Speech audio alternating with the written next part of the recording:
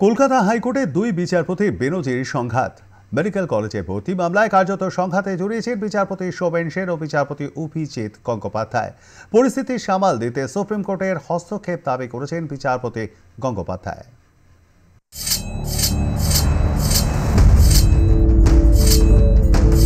Medical college ভর্তি মামলায় যেন আড়াআড়ি ভাগ আদালতে। বেনজির সংঘাতে জড়ালেন কলকাতা হাইকোর্টের দুই বিচারপতি শোভন সেন ও বিচারপতি অভিজিৎ গঙ্গোপাধ্যায়। মেডিকেল কলেজ ভর্তি মামলায় ডিভিশন বেঞ্চের নির্দেশকে অবৈধ বলে ঘোষণা করে সিঙ্গল বেঞ্চ। এই বিষয়ে সুপ্রিম কোর্টের হস্তক্ষেপ দাবি করলেন বিচারপতি অভিজিৎ গঙ্গোপাধ্যায়। বিচারপতি শোভন সেনের বিরুদ্ধে বিস্ফোরক অভিযোগও করেছেন তিনি। বিচারপতি গঙ্গোপাধ্যায়, বিচারপতি শোভন সেন স্পষ্টত এটি রাজনৈতিক দলের হয়ে কাজ করছেন। সুপ্রিম কোর্টের উচিত তার সমস্ত নির্দেশ খারিজ করা। নির্দেশনামা এবং আবেদনপত্রের কপি ছাড়াই সিঙ্গল বেঞ্চের নির্দেশের উপর স্থগিতাদেশ দিচ্ছেন, ভুল বার্তা পাঠাচ্ছেন বিচারপতি সেন। মেডিকেল কলেজ মামলায় সিবিআই এর দায়ের করা এফআইআর খারিজ করে দেন বিচারপতি শোভন সেন। সিবিআইকে সিঙ্গল বেঞ্চের এফআইআর করার নির্দেশকে এভাবে নস্যাৎ করে দেওয়ায় বেজায় ক্ষুব্ধ হন বিচারপতি অভিজিৎ গঙ্গোপাধ্যায়। তিনিও ডিভিশন বেঞ্চের নির্দেশকে বেআইনি বলে উল্লেখ করেন। আর এভাবেই আদালতে দুই বিচারপতির সংঘাতে কনকনে ঠান্ডাতেও উত্তাপ ছড়িয়ে দিয়েছে শহর কলকাতায়। ষষ্ঠী চট্টোপাধ্যায়ের রিপোর্ট, আর+ নিউজ, কলকাতা।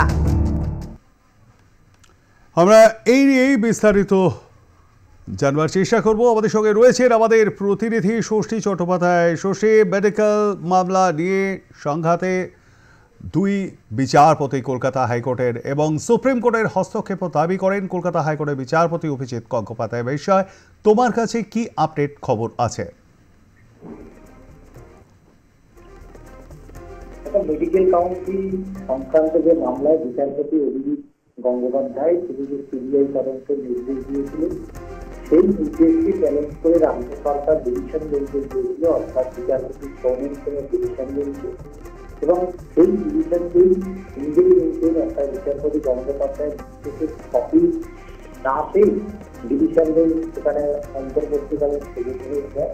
পরেই বিচারপতি অভিজিৎ গঙ্গোপাধ্যায় সিবিআই আধিকারিকদের বিরুদ্ধে মামলা এফআইআর রুজু করে তদন্ত নির্দেশ দিয়ে এবং সেই নির্দেশের উপরেও বিচারপতি শোভন সেনের ডিভিশন বেঞ্চ এফআইআর খারিজ করে। ষষ্ঠী, তুমি যদি একটু স্থান পরিবর্তন করো।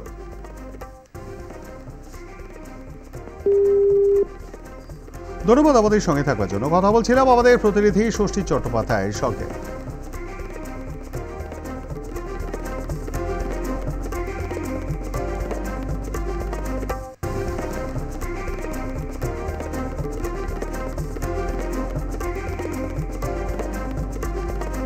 আপনাদেরকে আরো একবার জানিয়ে রাখি, কলকাতা হাইকোর্টের দুই বিচারপতির মেডিকেল মামলা নিয়ে সংঘাতে মাঝে বিচারপতি শোভন সেনের ডিভিশন বেঞ্চ থেকে 16 শিক্ষা দৌড়েতে মামলা। সোমবার থেকে মামলাগুলি শুনবে তপব্রত চক্রবর্তীর বেঞ্চ।